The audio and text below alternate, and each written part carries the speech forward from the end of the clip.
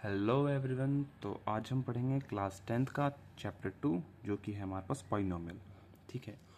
अब ये वीडियो थोड़ा लेंदी हो सकता है, मतलब मैं आमतौर पे सोचता हूँ कि वीडियो हमारे पास 30 मिनट के आसपास का ही बना रहे। ठीक है।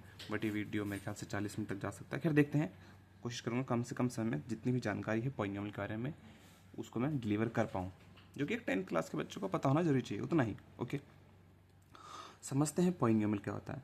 अच्छा, पॉलिनोमियल ना बहुत ज़रूरी है क्योंकि मैथ को समझने के लिए बेसिक एल्जेब्रिक एक्सप्रेशन देता है हमें, ताकि हम सिंपल इक्वेशंस को सॉल्व कर सकें, बेसिक मैथमेटिकल ऑपरेशंस पता हों। ठीक है। ओके, पॉलिनोमियल अब समझते हैं क्या होता है। पॉलिनोमियल ऐसे मैथमेटिकल एक्सप्रेशन होते हैं, पॉलिनोमियल ऐसे मैथमेटिकल एक्सप्रेशन होते हैं जिनमें वेरिएबल होता है, वेरिएबल कुछ भी हो सकता है, एक्स या वाई, उनमें कोएफिशिएंट्स होता है। सभी चीज़ों को हम समझेंगे क्या क्या होता है। ठीक है, तो आप अभी सुन लो क्या क्या होता है। सेकंड कोएफिशिएंट होता है, और थर्ड एक कांस्टेंट टर्म होता है। चौथा एक रूल है जो कि कहता है only addition subtraction and multiplication is allowed. ठीक है, सिर्फ मल्टीप्लिकेशन, एडिशन और सब्ट्रैक्शन ही अलाउड होता है। ठीक, साथ में with with with with with sorry, disturbance बीच बीच में हो जाती है और बच्चे आ जाते हैं तो मुझे स्टॉप करना पड़ता है। With non negative integer, non negative integer exponent exponents. ठीक है। अब यहाँ पे मैं आपको समझाता हूँ कि क्या क्या होता है। वेरिएबल्स मतलब जैसे कि अगर मैं बात करूँ तो वेरिएबल्स कुछ ऐसा हो सकता है 5x+3, कुछ ये वेरिएबल हो सकता है, ये लीनियर पॉलिनोमियल हो गया, 5x² + 3x + 7 ये हो गया। ठीक है। तो एक्चुअली में क्या होता है, ये वेरिएबल्स होते हैं x, और ऐसा जरूरी नहीं है कि सिर्फ एक ही वेरिएबल हो सकता है, मल्टी वेरिएबल पॉलिनोमियल्स भी होते हैं जिसमें भाई एक ही एक्सप्रेशन में एक्स वाई भी हो, बट हमें वो नहीं पढ़ना है। ठीक है, हमें सिंपल पॉलिनोमियल्स पढ़ने हैं फिलहाल के लिए, जो कि एक ही वेरिएबल में होगा। पूरा पॉलिनोमियल में यहाँ पे आप देख सकते हो एक ही वेरिएबल है एक्स, यहाँ पे है एक ही वेरिएबल है एक्स। ठीक है। ओके, तो ये वेरिएबल मतलब समझ आ गया। दूसरा होता है कोएफिशिएंट। कोएफिशिएंट मतलब ऐसे टर्म जो वेरिएबल के साथ मल्टीप्लाई हो रहे होते हैं। अब यहाँ देखो वेरिएबल एक्स है, यहाँ पर वेरिएबल कौन सा है, एक्स। एक्स के साथ क्या है जो मल्टीप्लाई हो रहा है, 5, तो 5 हमारे पास इसका कोएफिशिएंट हो जाएगा। अगर मैं पूछता हूँ बताओ भाई एक्स का कोएफिशिएंट क्या है, तो आप बोलोगे 5। उसी प्रकार से यहाँ देखो, यहाँ पे मैं पूछता हूँ एक्स का क्या कोएफिशिएंट होगा, तो आप बोलोगे 3। ठीक है। अगर मैं पूछता हूँ एक्स स्क्वायर का क्या कोएफिशिएंट क्या होगा, तब बोलोगे आप 5। अच्छा, जब एक्स का पूछा जाता है तो मतलब एक्स की पावर 1। ठीक है। जब एक्स स्क्वायर का पूछा जाएगा तब 5। ऐसा नहीं कि एक्स का पूछा तो ये भी एक्स है तो भाई इसका भी 5 हो जाएगा, नहीं, ऐसा नहीं होगा। ठीक है, ये हो गया हमारे पास। अब मान लो जैसे एक और एग्जाम्पल देख लो, -5x² -3x -7 x⁻100। ठीक है। अब मैं देखो यहाँ पर हमारे पास क्या होता है कि मैंने ये एक्सप्रेशन लिखा, अब मैं बोलता हूँ एक्स का कोएफिशिएंट कितना होता है, और साइन के साथ बताना होता है। जैसे कि यहाँ पर एक्स का कोएफिशिएंट बोलता हूँ तो एक्स के साथ कौन सा नंबर मल्टीप्लाई हो रहा है, -3, तो आप साइन के साथ बोलोगे -3। एक्स स्क्वायर का कोएफिशिएंट कितना है, -5, तो आप साइन के साथ बोलोगे -5। और अगर मैं बोलता हूँ x⁻100 का क्या कोएफिशिएंट है, तब आप बोलोगे -7। ठीक है। दूसरा आता है कांस्टेंट टर्म। कांस्टेंट टर्म मतलब ऐसे टर्म जिसके साथ वेरिएबल अटैच्ड नहीं हो, जिसके साथ कोई वेरिएबल जुड़ा हुआ ना हो। जैसे कि आप देखो यहाँ पर कांस्टेंट टर्म क्या हो जाएगा, 3, इसके साथ कोई वेरिएबल अटैच नहीं है, सिर्फ नंबर है, तो उसको हम बोलेंगे कांस्टेंट टर्म। यहाँ पे देखो 7, कांस्टेंट टर्म 7 है, यहाँ पे कोई कांस्टेंट टर्म नहीं है, तो कांस्टेंट टर्म को बोला जाएगा, तो इस एक्सप्रेशन में कांस्टेंट टर्म 0 है। चलो ठीक है, तो इतना समझ आया। अब हम समझते हैं कि पॉलिनोमियल्स में क्या चीज़ें अलाउड नहीं है, पॉलिनोमियल्स में क्या चीज़ें हैं जो अलाउड नहीं है। पहला हमारे पास क्या है, डिवीज़न बाय वेरिएबल अलाउड नहीं है। डिवीज़न बाय वेरिएबल जो है वो अलाउड नहीं है। आप कभी ऐसा नहीं कह सकते 5/x, x/5 हो सकता है, ये हो सकता है, ठीक है, but division by variable allowed नहीं है। मतलब वेरिएबल डिनोमिनेटर में कभी नहीं आ सकता। वो पॉलिनोमियल अगर है तो वो पॉलिनोमियल हम कैटेगरी में नहीं लिखेंगे, वो पॉलिनोमियल नहीं होगा। ठीक है। दूसरा आता है हमारे पास, दूसरा रूल आता है नेगेटिव। अच्छा, ये तीसरा रूल, सब ये वेरिएबल समझा दिया, क्वेश्चन समझा दिया, कांस्टेंट टर्म समझा दिया। अब हम समझते हैं ये वाला जो चीज़ लिखा हुआ है नॉन नेगेटिव इंटीजर एक्सपोनेंट का है। मतलब कि ये कि कभी भी जो हमारे पास वेरिएबल है ना, जो पॉलिनोमियल में अब वेरिएबल है, वो हमेशा उसकी पावर हमारे पास या तो पॉजिटिव होगी, ठीक है, ऐसे समझ लो, कभी नेगेटिव नहीं होगी, फ्रैक्शन में नहीं होगी और डेसिमल में नहीं होगी, ठीक है। अब जैसे यहाँ पे हम देख सकते हैं एक्स की पावर यहाँ पे है, आप कहोगे भैया यहाँ पे तो एक्स की पावर कुछ नहीं है, तो पावर 1 है, ठीक है। तो यहाँ पर पॉजिटिव नंबर है, फ्रैक्शन में नहीं है। यहाँ भी देखो एक्स की जो पावर है 2 है, यहाँ पर एक्स की पावर 1 है, ठीक है। एक्स 5x यहाँ पे देखो 2 है, यहाँ पे कुछ नहीं है तो 1 है, यहाँ पे 100 है। मतलब पावर कभी भी हमारे पास ऐसे नहीं होगा 5x की पावर -2, कभी वो पावर जो है नेगेटिव में नहीं होगा, उसको हम पॉलिनोमियल नहीं बोलेंगे, पॉलिनोमियल है ही नहीं, ठीक है। दूसरा, जैसे कि पावर में लिख सकता हूँ 5x की पावर 1/3, फ्रैक्शन में भी पावर नहीं हो सकता। अब वेरिएबल की पावर, सिर्फ वेरिएबल की पावर, इसकी पावर कुछ भी हो सकती है, कोएफिशिएंट की नंबर की पावर कुछ भी हो सकती है, उससे टेंशन नहीं लेना हमें। बात यहाँ पे हो रही है सिर्फ वेरिएबल की, ठीक है। जैसे कि 7x की पावर 0.5, पावर कभी डेसिमल में भी नहीं हो सकता है, ठीक है। चलो उसके बाद ये कि एडिशन, सब्ट्रैक्शन, मल्टीप्लिकेशन ही अलाउड है। जैसे कि यहाँ पर अगर आप देखो यहाँ पे, अगर आप ध्यान से देखो तो यहाँ पर क्या हो रहा है, 5 और x मल्टीप्लाई हो रहा है, ठीक है। और ये वाला टर्म जो है प्लस हो रहा है 3 के साथ, मल्टीप्लिकेशन अलाउड है, एडिशन अलाउड है, यहाँ पे सब्ट्रैक्शन भी अलाउड है, but division by variable allowed नहीं है। वेरिएबल के साथ आप डिवाइड नहीं कर सकते हो, ठीक, किसी को वेरिएबल से आप डिवाइड नहीं कर पाओगे, ओके। एक और चीज़ हम समझते हैं टर्म के बारे में, जैसे कि ना जो मल्टीप्लाई और डिवाइड होता है ना, उसको एक टर्म मान के चलते हैं हम। तो अगर मैं बोलता हूँ कि ये जो पोइनोमियल है मेरे पास, ये जो पोइनोमियल है उसमें कितने टर्म है, इस पोइनोमियल में कितने टर्म है, तो आप बोलोगे भाई इस पोइनोमियल में 2 टर्म है, एक तो ये और एक ये। तो ये दोनों, अब कुछ बच्चे बोलेंगे भैया 3 टर्म है ना, 5x और 3 है तो 3 टर्म। नहीं भाई, ऐसा नहीं होता है। मल्टीप्लाई और डिवाइड को एक सिंगल टर्म मान के चलते हैं, एक सिंगल एंटिटी मान के चलेंगे हम। हाँ, प्लस वाला एक अलग कहानी हो जाता है। तो यहाँ पर कितना है, देखो ये मल्टीप्लाई हो रहा है, मतलब 1 टर्म हो गया, ये 2 टर्म हो गया और ये 3 टर्म हो गया, प्लस है ना, तीनों आपस में प्लस वालों को अलग मान के चलते हैं, ठीक है। तो यहाँ पे 3 टर्म हो गया, ये हमारे पास बाइनोमियल हो गया 2 टर्म, ये ट्राइनोमियल हो गया 3 टर्म, ठीक है। चलो 11th में बाइनोमियल थ्योरम करके भी एक चैप्टर है, वो भी पढ़ेंगे, ठीक है। चलो, तो इतना हमने देख लिया पॉलिनोमियल्स क्या होता है, वेरिएबल, ऐसे मैथमेटिकल एक्सप्रेशन जो कि वेरिएबल्स, जिनके पास वेरिएबल्स होता है, कोएफिशिएंट्स होता है, कांस्टेंट टर्म होता है, और सिर्फ एडिशन, सब्ट्रैक्शन, मल्टीप्लिकेशन ही अलाउड होती है with non negative integer exponent. मतलब पावर उनका नॉन नेगेटिव होगा, नेगेटिव नहीं हो सकता है। और इंटीजर मतलब कहने का मतलब ये 1 होगा, 2 होगा, 3 होगा, मतलब -1 -2 को ये डेसिमल में 1/2 1/3 नहीं, 1/2 1/4 1/7 ऐसे नहीं होगा, ठीक है। चलो, जैसे कि पावर ऐसे भी नहीं हो सकता, पावर हमारे पास x की पावर √2, आपको एक्स की पावर √2, ये भी नहीं हो सकता है। क्यों, आपको पता है भाई √2 का क्या मतलब होता है, रूट का मतलब क्या होता है, √2, या फिर ऐसे ले लो x की पावर ऐसे ले लो √x, मतलब ये क्या हो गया हमारे पास, x की पावर रूट का मतलब 1/2 होता है, आपको पता होगा। रूट ना लिखने की वजह हम क्या लिखते हैं, 1/2 लिख देते हैं, ठीक है। तो ये सब चीज़ें होंगी, ओके। अब हम समझते हैं यहाँ पर 3 तरीके के पॉलिनोमियल्स होते हैं। पॉलिनोमियल तो वैसे कितने तरीके के भी हो सकते हैं यार, बट हमें 3 तरीके के पढ़ने हैं, समझते हैं। नेक्स्ट पेज पे लिख दो, यहीं पे लिख दो, नेक्स्ट पेज पे लिखते हैं, वहाँ पे अच्छे से समझ आएगा, ठीक है। और हाँ, एक और चीज़, वो जो पॉलिनोमियल होता है उसमें ट्रिग्नोमेट्रिक फंक्शन भी अलाउड नहीं होता। ट्रिग्नोमेट्रिक जो फंक्शन होता है उसमें पॉलिनोमियल हम नहीं लिख सकते, ट्रिग्नोमेट्रिक फंक्शन को हम पॉलिनोमियल नहीं मान सकते। जैसे साइन एक्स है, ये पॉलिनोमियल नहीं है, ये ट्रिग्नोमेट्रिक फंक्शन अलग है ये, ठीक है। चलो, दूसरा हम समझते हैं पॉलिनोमियल्स के टाइप्स। तो जो पॉलिनोमियल है बेसिकली 3 तरीके के होते हैं। पॉलिनोमियल्स जो होते हैं 3 तरीके के होते हैं, मतलब 3 तरीके के हमें पढ़ने होते, तो कितने तरीके के भी हैं, एक मिनट, ओके। तो हम समझते हैं, पहला है हमारे पास लीनियर पॉलिनोमियल। पहला है, इनको बहुत सारे एग्जाम्पल हम देखेंगे जो एनसीईआरटी में है, इससे ना आपको पूरा आइडिया हो जाएगा पॉलिनोमियल के बारे में। Linear polynomial. दूसरा हम पढ़ेंगे क्वाड्रेटिक पॉलिनोमियल।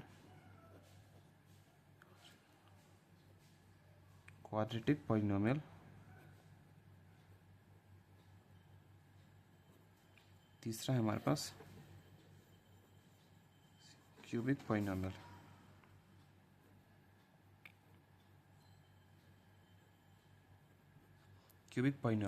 ठीक है। अच्छा, अब समझते हैं हम क्या होता है।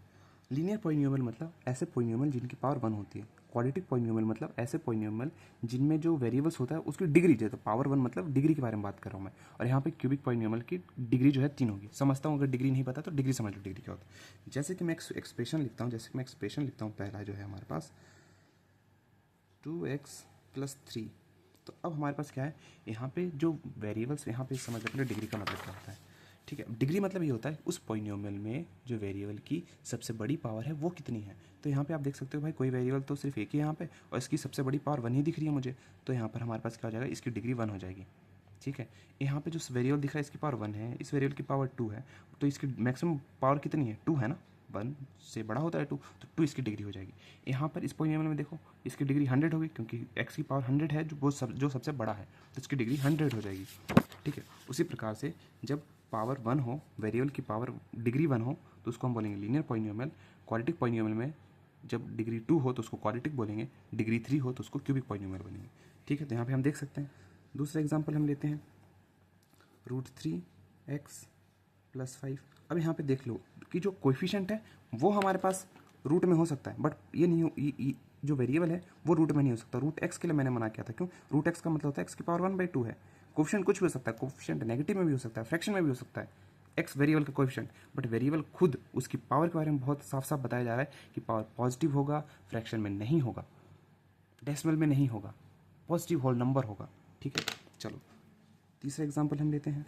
तीसरा एग्जाम्पल है हमारे पास y + √2। अब देखो यहाँ पे कांस्टेंट टर्म है, कांस्टेंट टर्म रूट में हो सकता है, वेरिएबल के पावर के बारे में बात की जा रही है बस। ठीक है। चौथा देख लो हमारे पास, चौथा हमारे पास क्या है, x - 2/11। देखो कांस्टेंट टर्म फ्रैक्शन में भी हो सकता है, बट वेरिएबल की पावर हमेशा ये पॉजिटिव होल नंबर ही होगी। फिर से देखो, फिफ्थ हमारे पास क्या है, 3k + 4। ये हो सकता है हमारे पास, ये तो वही एग्जाम्पल हो गया इसके जैसे ही। सिक्स देखो, सिक्स हमारे पास क्या हो गया, 2/3u + 1। ये देखो इसका जो कोएफिशिएंट है वो फ्रैक्शन में भी हो सकता है, रूट में भी हो सकता है, इसके साथ जो मल्टीप्लाई हो रहा है, बट इसकी जो पावर है हमेशा 1 होनी चाहिए। ठीक है।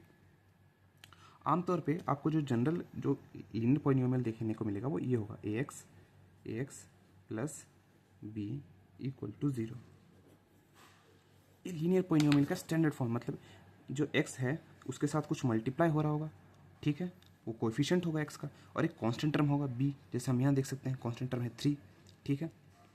ओके। तो ये हो गया हमारे पास लीनियर पॉलिनोमियल के बारे में। ठीक है। क्वाड्रेटिक पॉलिनोमियल को समझ लेते हैं। क्वाड्रेटिक पॉलिनोमियल मतलब क्या बताया मैंने, जिसकी डिग्री जो होती है वो 2 होती है, जिसकी डिग्री जो होती है 2 होती है। तो पहला एग्जाम्पल हम लेते हैं, जिसकी डिग्री 2 होती है वो कितना होगा, 2x² + 3x - 2/3। ये हम ले लेते हैं। अब अगर हम ये ले रहे हैं ना, तो यहाँ पे आप देखो कि क्या है, सबसे बड़ी डिग्री क्या है, 2, सबसे बड़ी पावर यहाँ पे यही है। कांस्टेंट टर्म कुछ भी हो सकता है यार, कांस्टेंट टर्म कुछ भी हो सकता है, कोएफिशिएंट कुछ भी हो सकता है, रूट हो सकता है, नेगेटिव हो सकता है, बस पावर के बारे में हम बोल रहे हैं कि पावर क्या होना चाहिए, क्या नहीं होना चाहिए। ठीक है। दूसरा देखो, दूसरा हमारे पास y² - 2। अब यहाँ पर हमारे पास y कितना है, y की पावर 2 है, ये है। अब आप कह सकते हो भैया आमतौर पे जो ऐसा होता है ना, कोई भी क्वाड्रेटिक पॉलिनोमियल होता है, सबसे बड़ी पावर होती है, फिर पावर उसकी 1 होती है, और फिर पावर 0 होती है। तो यहाँ पर क्या है, अब देखो y² है, तो मान लेते हैं यहाँ पे y वाला टर्म नहीं है ना, तो y वाला टर्म जो होगा यहाँ पे 0y होगा, 0 × y - 2, कि y जो होगा ना, y की पावर जो 1 वाला होगा उसका कोएफिशिएंट 0 होगा। हम ऐसे लिख सकते हैं, y वाला जो टर्म होगा उसका जो कोएफिशिएंट होगा 0, तो इसे मल्टीप्लाई होकर पूरा टर्म 0 हो गया होगा। और 0 को क्यों लिखना है यार, क्यों ओवर कॉम्प्लिकेट क्यों करना है, ऐसे तो 10,000 बार 0 लिख सकता हूँ, कोई फर्क नहीं पड़ेगा, बट क्यों ही करना है ओवर कॉम्प्लिकेट चीज़ों को। ठीक है। बट समझना कि यहाँ पर y² सिर्फ हो तब भी वो पॉलिनोमियल होगा, क्वाड्रेटिक पॉलिनोमियल होगा। फर्क हमें ये पड़ता है कि उसकी डिग्री 2 है, पावर 2 वाला टर्म होना चाहिए। ठीक है। थर्ड देखो, थर्ड है हमारे पास 2 - x² + √3x। अब यहाँ पे देखो, यहाँ पे हमारे पास क्या है, अब x² वाला टर्म आमतौर पे जो हम पॉलिनोमियल को लिखते हैं ना, इसको अरेंज करके लिखना पड़ेगा। ये पॉलिनोमियल है, देखो क्वाड्रेटिक पॉलिनोमियल, इसको हम अरेंज करके लिखेंगे, x² + √3x, सॉरी ये माइनस है, और प्लस फिर 2। ठीक है। तो ये हमारे पास बन गया, हम अरेंज करके इसको ऐसे लिख सकते हैं। ठीक है। आई होप आपको समझ आया हो। चौथा एग्जाम्पल देखते हैं। चौथा एग्जाम्पल हमारे पास क्या है, चौथा एग्जाम्पल है u/3 - 2u² + 5। ये है हमारे पास, देखो u² है, u है, इसको आगे पीछे हम लिख सकते हैं, कोई फर्क नहीं पड़ता। तो इसको रीअरेंज करके लिखना चाहो तो -2u² + u/3 + 5 करके भी हम लिख सकते हैं। तो ये भी क्वाड्रेटिक पॉलिनोमियल होगा। डिग्री फर्क यही पड़ता है कि डिग्री 2 है कि नहीं है, किसी में भी अगर पावर मैक्सिमम पावर 2 है तो वो क्वाड्रेटिक पॉलिनोमियल होगा। ठीक है। किसी में पावर मैक्सिमम पावर, अगर मैक्सिमम पावर यानी कि डिग्री अगर 1 है तो लीनियर पॉलिनोमियल होगा, वही डिग्री 3 हो जाएगा तो क्यूबिक पॉलिनोमियल होगा। फिर देखो √5v² माइनस 2y3v। अब यहाँ पे देखो v² का जो कोएफिशिएंट है वो रूट में है, v का जो कोएफिशिएंट है वो नेगेटिव में है और फ्रैक्शन में है। पावर के बारे में हमेशा ध्यान रखना, पावर पे फोकस हो रहा है बार बार। यहाँ पे कांस्टेंट टर्म नहीं है बट फिर भी क्वाड्रेटिक पॉलिनोमियल होगा। फर्क यही पड़ता है कि भाई, फर्क यही पड़ता है कि ये वाला टर्म है कि नहीं, पावर 2 वाला टर्म होना चाहिए। अब यहाँ पे पावर 2 वाला टर्म नहीं है, कहीं भी नहीं है ना, तो लीनियर पॉलिनोमियल हो गया। ठीक है, यहाँ पे पावर 2 है तो क्वाड्रेटिक पॉलिनोमियल हो गया। ओके, तो अब हम लिखते हैं लास्ट एग्जांपल है 6th, जो कि है 4z² + 1/7। यहाँ पे सिर्फ कांस्टेंट टर्म है, ये है, बट ये भी हमारे पास क्वाड्रेटिक पॉलिनोमियल होगा। बट अब हम समझते हैं क्वाड्रेटिक इक्वेशन का स्टैंडर्ड फॉर्म क्या होता है। स्टैंडर्ड फॉर्म होता है क्वाड्रेटिक पॉलिनोमियल का ax² + bx + c = 0। ये होता है।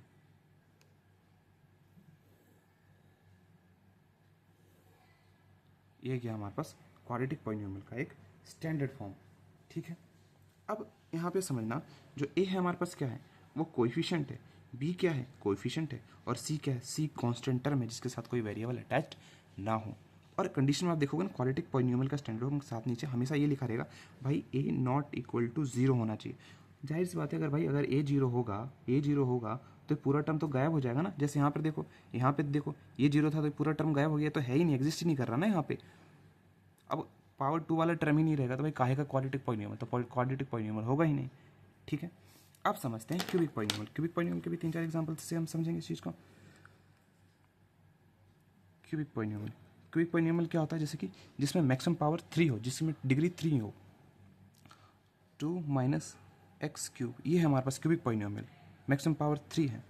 ठीक है, दूसरा x³, इसमें बाकी टर्म नहीं है, x² पावर बताया था ना, जैसे कि पावर 3 है, फिर पावर 2 होगा, फिर पावर 1 होगा, नहीं, बट फिर भी क्वाड्रेटिक पॉलिनोमियल, क्योंकि मैटर ही करता है, फर्क किसी से पड़ता है कि पावर 3 वाला टर्म है कि नहीं। ऐसे होगा, x³ होगा, फिर होगा +0 x² होगा, फिर 0x होगा, ठीक है, और फिर +0 होगा। इस तरीके से होगा, पावर 3, 2, फिर पावर यहाँ पे 1 और फिर पावर यहाँ पे 0। ठीक है, चलो 3।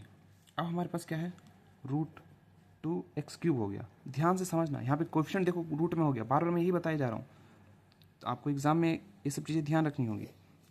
ठीक है, 3 माइनस, नेक्स्ट क्वेश्चन की तरफ, 3 - x² + x³। अब ये देखो यहाँ पर क्या है, x³ है तो इसकी डिग्री कितनी होगी, 3, तो क्यूबिक पॉलिनोमियल होगा। पावर 2 वाला भी है, कांस्टेंट टर्म भी है। यहाँ पे क्या गायब है, x वाला टर्म गायब है ना, 0x होगा वो। 6 देखो, 6 है हमारे पास 3x³ -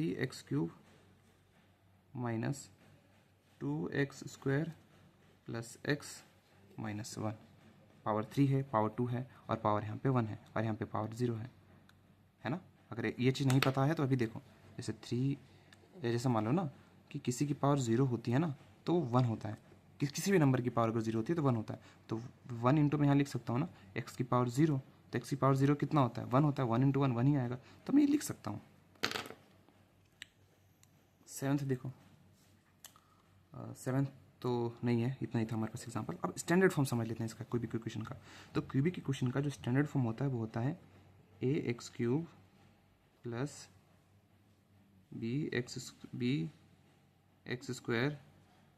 + cx + d = फिर यार ये वाला ही पेन खत्म हो गया, ये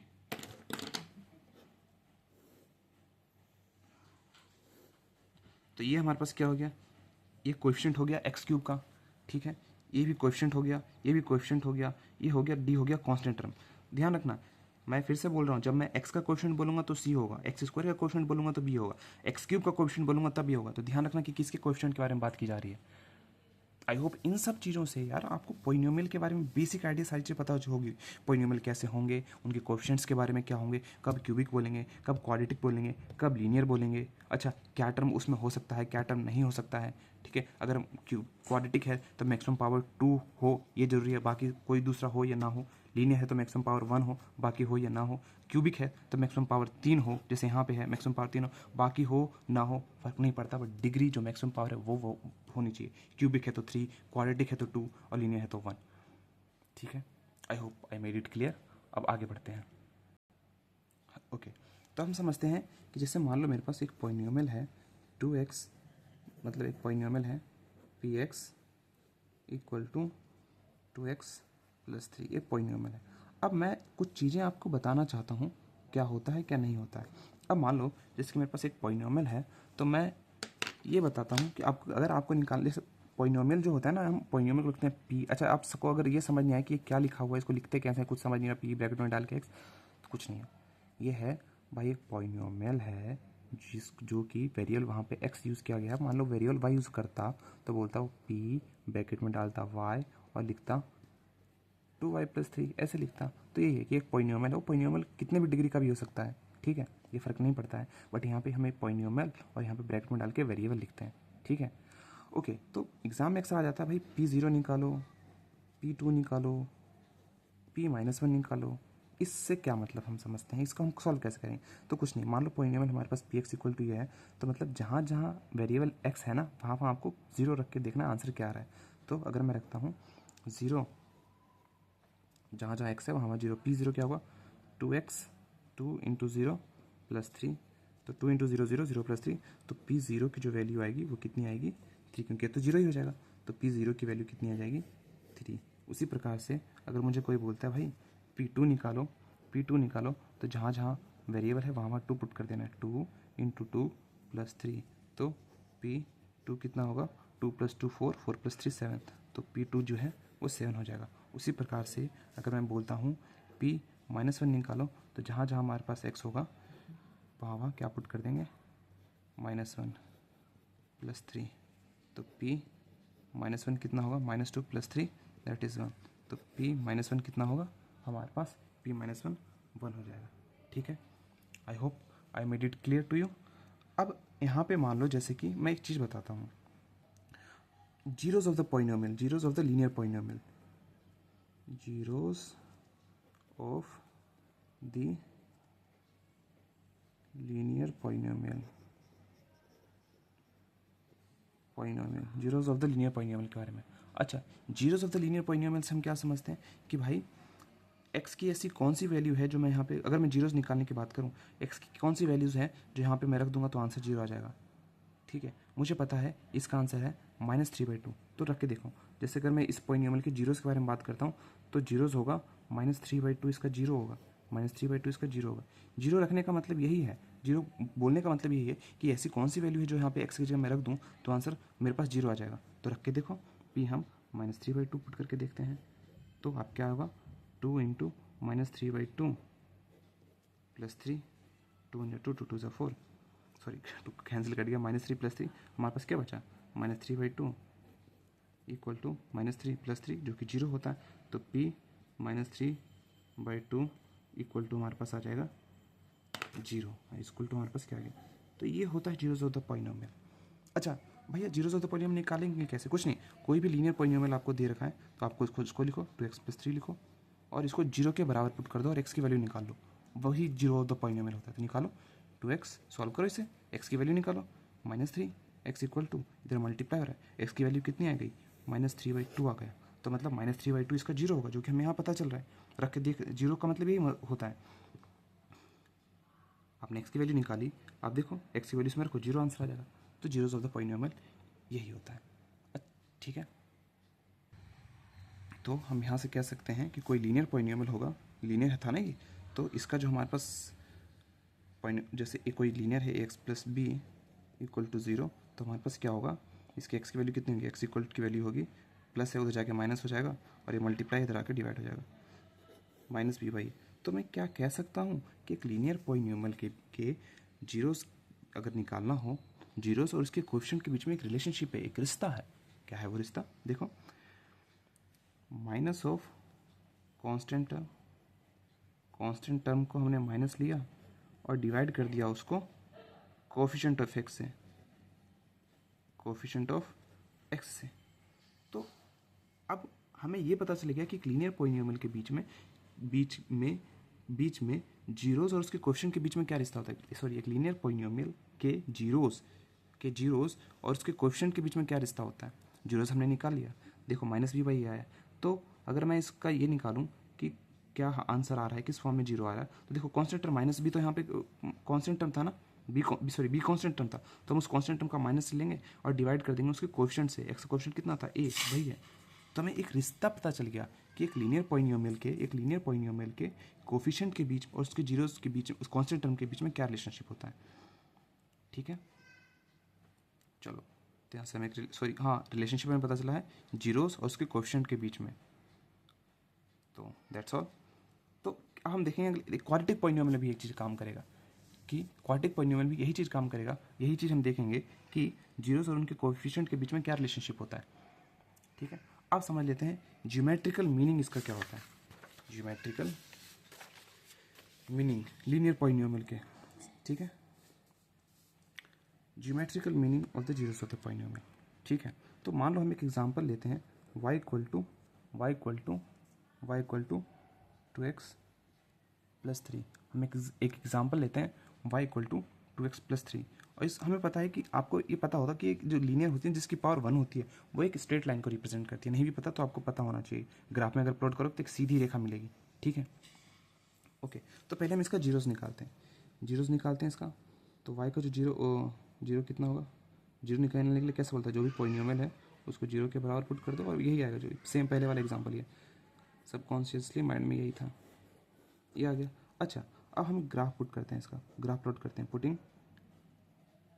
putting x equal to 0, X को अगर मैं जीरो पुट करता हूँ तो देखते हैं y कितना आता है इस पॉलिनोमियल तो हमने जीरो निकालिए। अगर मैं x को जीरो पुट करता हूँ तो y कितना आता है, देखते हैं। y equal to 2 into 0 plus 3, तो y कितना आ गया 3। अब एक बार x को जीरो पुट कर लेते हैं।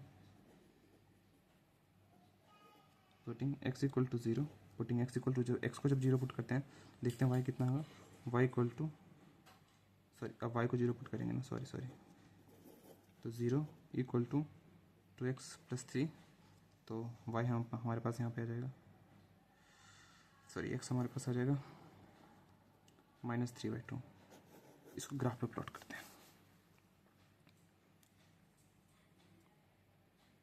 मैं पॉज करके एक बार प्लॉट कर, देखो ग्राफ मैंने बना लिया, तो हम पॉइंट्स को प्लॉट करते हैं। तो यहाँ पे हम देख लेते हैं x y,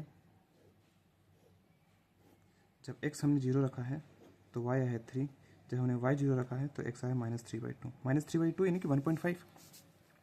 देखो जब x जीरो है तो y 3 है, y 3 यहाँ पर होगा, ठीक है, और x जीरो यहीं पर होगा। आपको प्लॉट करना आना चाहिए, नहीं भी आता तो मैं कोऑर्डिनेट ज्योमेट्री जब बताऊँगा तब बेसिक से पूरा बता दूँगा।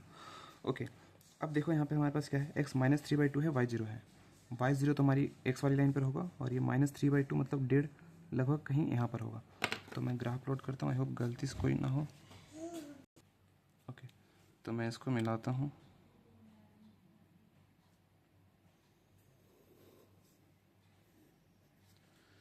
ओके, तब आप ये देख सकते हो कि लीनियर इक्वेशन जो था हमारे पास वो कितना था, y equal to 2x plus 3, और ये x एक्सिस को कहाँ पे काट रहा है, ये यहाँ पे काट रहा है। x एक्सिस को कहाँ पे काट रहा है, ये काट रहा है x एक्सिस को -3/2 पे। इसका कोऑर्डिनेट क्या है, -3/2, 0। तो अब इस बात से आप समझो कि कोई जो हमारे पास लीनियर पॉलिनोमियल होता है जहाँ पे x एक्सिस को काटेगा वही उसका सॉल्यूशन होगा, और जितनी बार एक्सिस को काटेगा उसके उतने ही अलग अलग आंसर होंगे, उतने ही सॉल्यूशन होंगे। अब जाहिर सी बात है जो लीनियर इक्वेशंस होती है वो एक सीधी रेखा होती है, सीधी रेखा जो किसी चीज़ को काटेगी तो वो एक ही बार काटेगी ना। कोई भी लाइन मान लो अगर स्ट्रेट लाइन है वो इसी को काटेगी तो वो एक ही को काटेगा। ओके, तो यही होता है हमारे पास कि कोई अगर स्ट्रेट लाइन रहती है उसकी जो सॉरी ओके सॉरी यार, बार बार डिस्टर्बेंस हो जाती है।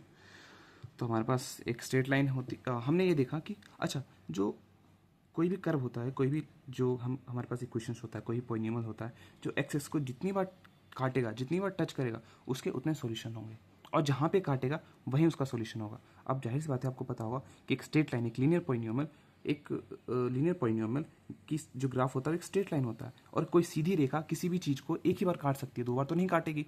इस एक्सिस को काटेगी और अनंत तक बढ़ती जाएगी बढ़ती जाएगी बढ़ती, मतलब काटा एक यहीं पर है, और जहाँ पे काटा है वही उसका सोल्यूशन होगा, वही उसका जीरोस होगा। तो एक्सिस को एक्स के हमारे पास सोल्यूशन जो है यहाँ पर -3/2 है, तो -3/2 इसका आंसर होगा, इसका सोल्यूशन होगा। ठीक है। एक और बात कि ये कितनी बार काट रहा है, एक ही बार काट रहा है, तो इसके एक ही सॉल्यूशन होगा। हम देखेंगे कि क्वाड्रेटिक पॉलिनोमियल जो होगा वो दो बार काटेगा तो उसके दो सॉल्यूशन होंगे। क्यूबिक 3 बार काटेगा, वो 3 बार ऐसे ग्राफ को टच करेगा। तो आज के लिए बस इतना ही यार, क्योंकि वीडियो आधे घंटे की हो गई है और मैं चाहता हूँ कि हर एक वीडियो कम से कम मैक्सिमम आधे घंटे तक की हो। पॉलिनोमियल का इंट्रोडक्शन देने में इतना हो गया। नेक्स्ट क्लास में हम देखेंगे क्वाड्रेटिक पॉलिनोमियल और उसके जीरोस का क्या मतलब होता है, क्यूबिक पॉलिनोमियल और उसके जीरोस का क्या मतलब होता है, और फिर हम देखेंगे कि उनके जीरोस और कोएफिशिएंट के बीच में क्या रिलेशनशिप होती है और रिलेशनशिप कैसे वेरीफाई होती है। ठीक है, चलो थैंक्स, मिलते हैं नेक्स्ट वीडियोस में, बाय बाय।